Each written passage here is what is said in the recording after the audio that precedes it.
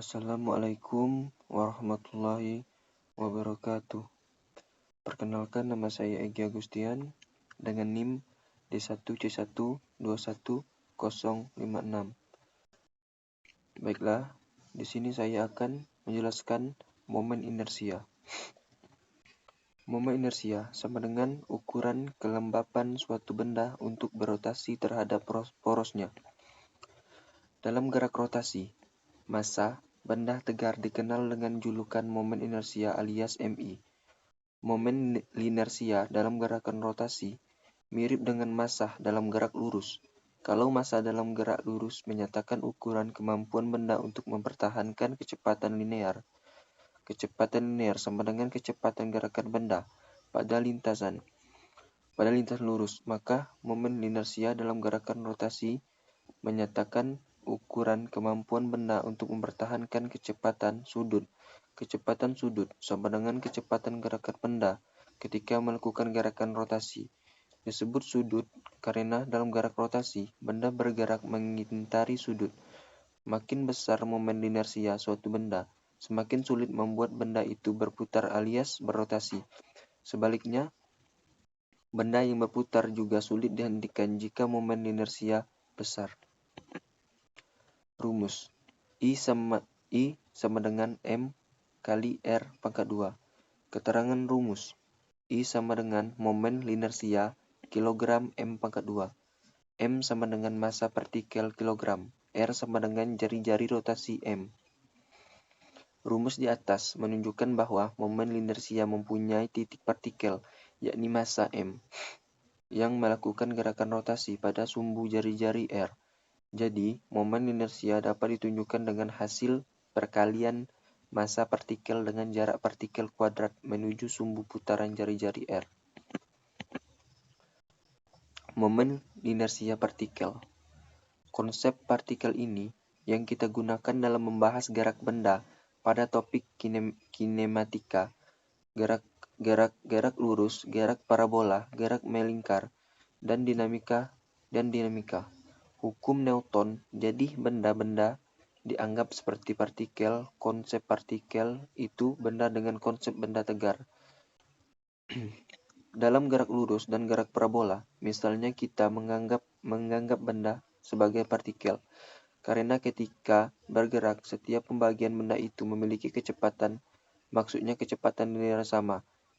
Contoh gambar di samping.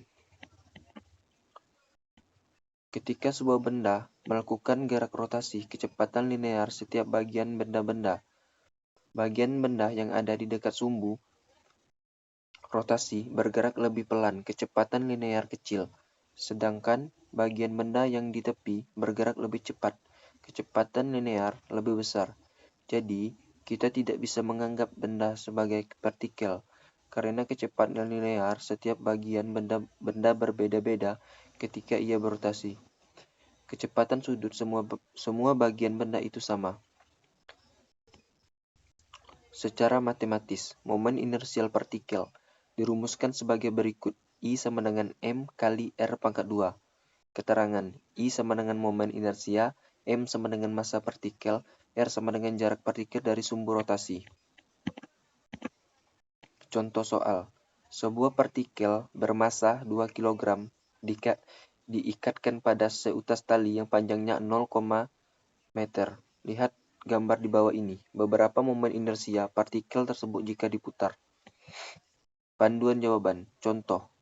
Yang kita bahas ini adalah rotasi partikel, bukan benda tegar. Jadi bisa dianggap massa benda berkonsentrasi pada pusat massanya. Momen inersia berapakah?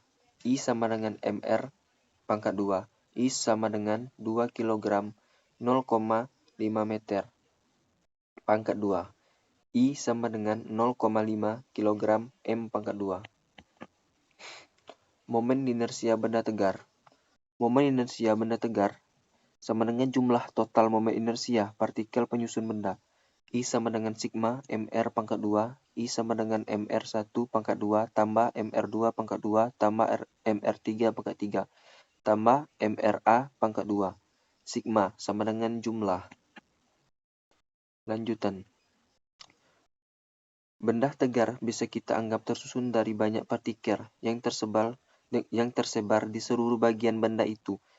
Setiap partikel-partikel itu mempunyai massa dan tentu saja memiliki jarak r dari sumbu rotasi. Jadi momen inersia dari setiap benda merupakan jumlah total momen inersia setiap partikel yang menyusun benda itu. Contoh soal. Dua partikel masing-masing bermassa 2 kg dan 4 kg dihubungkan dengan sebuah kayu yang sangat ringan, di mana panjang kayu sama dengan 2 meter. Lihat gambar di bawah. Jika massa kayu diabaikan, tentukan momen inersia kedua partikel itu. Panduan jawaban. I sama dengan sigma mr pangkat 2. Keterangan sigma sama dengan jumlah, I sama dengan momen inersia, m sama dengan massa partikel, r sama dengan jarak partikel dari sumbu rotasi.